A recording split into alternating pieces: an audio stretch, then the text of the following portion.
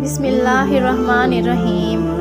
حضرت عبداللہ بن عمر رضی اللہ تعالی عنہ نے فرمایا کہ ہم لوگ رسول اللہ صلی اللہ علیہ وآلہ وسلم کے ساتھ سفر میں تھے۔ ایک عرابی آپ کے پاس آیا، آپ نے اس کو اسلام کی دعوت دی۔ اس عرابی نے سوال کیا کہ کیا آپ کی نبوت پر کوئی گواہ بھی ہے؟ آپ صلی اللہ علیہ وآلہ وسلم نے ارشاد فرمایا کہ ہاں، یہ درخت جو میدان کے کنارے پر ہے میری نبوت کی گواہی دے گا۔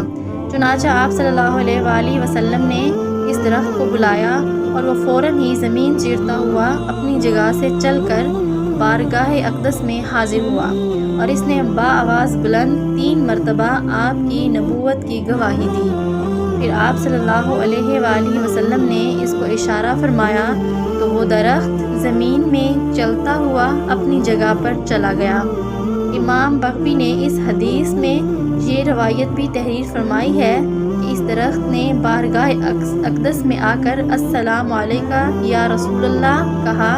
عربی یہ معجزہ دیکھتے ہی مسلمان ہو گیا اور جوش عقیدت میں عرض کیا کہ یا رسول اللہ، مجھے اجازت دیجیے کہ میں آپ کو سجدہ کروں۔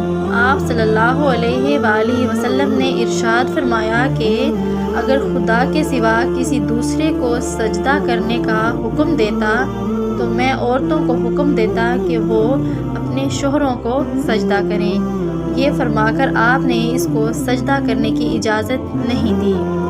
پھر اس نے عرض کیا یا رسول اللہ صلی اللہ علیہ وآلہ وسلم، اگر آپ اجازت دیں تو میں آپ کے دست مبارک کا بوسہ لے لوں، آپ کے دست مبارک کو بوسہ دوں۔ آپ صلی اللہ علیہ وآلہ وسلم نے اس کو اس کی اجازت دے دی۔ چنانچہ اس نے آپ کے مقدس ہاتھ کو والہانہ عقیدت کے ساتھ